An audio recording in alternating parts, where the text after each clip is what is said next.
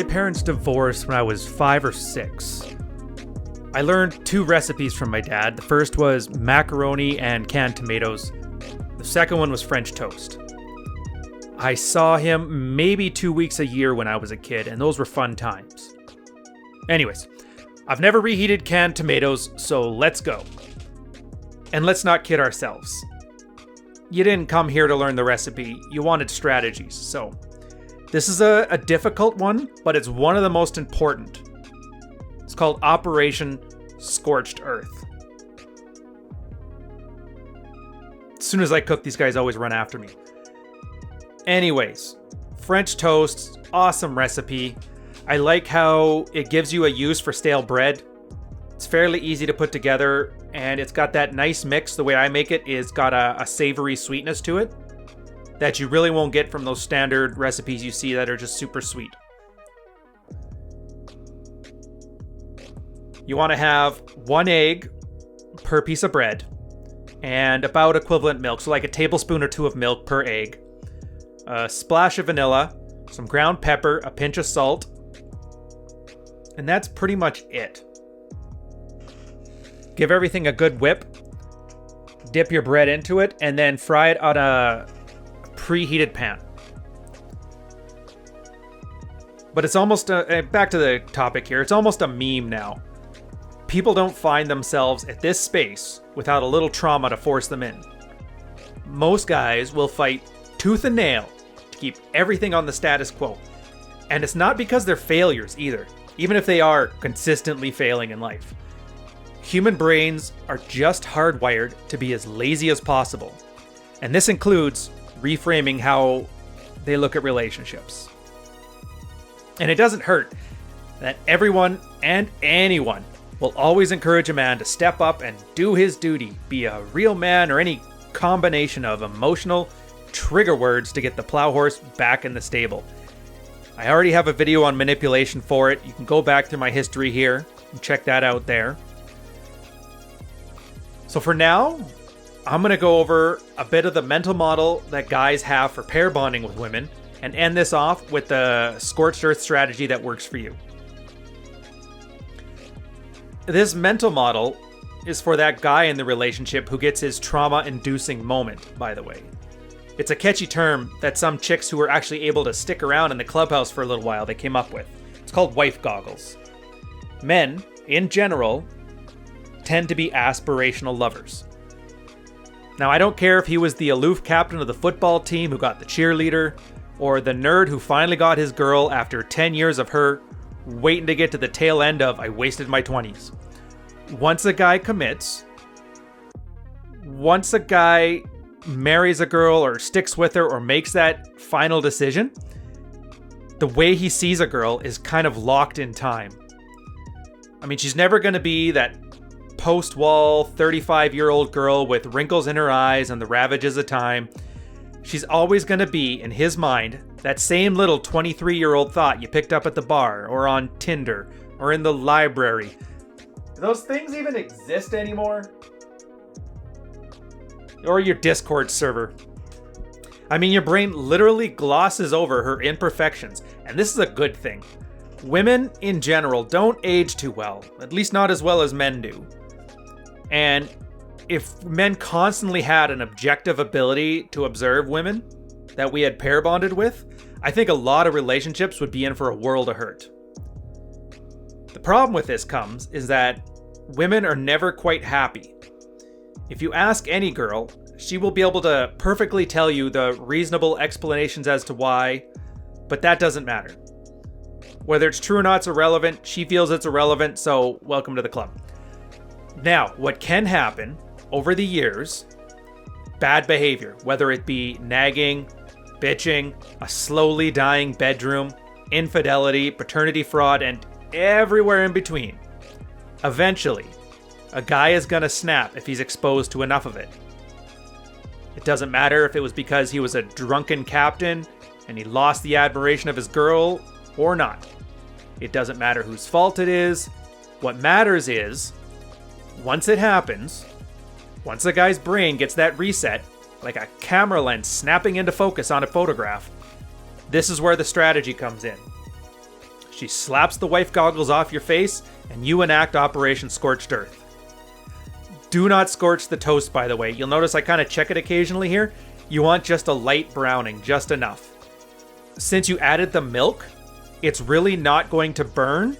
So at this point, you just want to have a gentle browning onto it so you avoid that super bitter taste. You're going to find the flavor profile is mostly soft, but you'll have this slight tinniness to the eggs if you overcook them. So try to avoid that, keep it light and keep it fluffy. Where was I? Operation Scorched Earth. Now, once these goggles are slapped off your face, once you find out she's been cheating on you, you burn it down. You burn it down. You burn it all down. The only position that you can take that leaves you with any dignity or self-respect after she slaps those goggles off your face is not to sweep it under the rug. Check out my video on cheating wives and remorse for that. I'll add that to the end here in an end card. Even if you want to give your girl a second chance, even if you want to stick it out for the kids, even if you don't want to sell the house, even if every part of you wants to make things better again, even if you're worried that you're going to lose your barely middle-class empire to lawyers' fees and a monthly stipend, you burn it to the ground. Scorched Earth policy. If you would be willing to take her back, this is the only way that it happens. You burn it to the ground. She gets demoted to a negative priority in your life. She can audition among the replacement girls that you're auditioning in your life.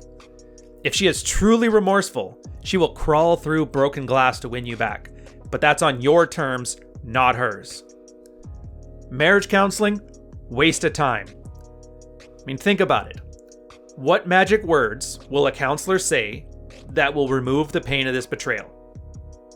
It took years to put those goggles onto your face, sometimes a lifetime of bonding, and they're slapped off in an instant.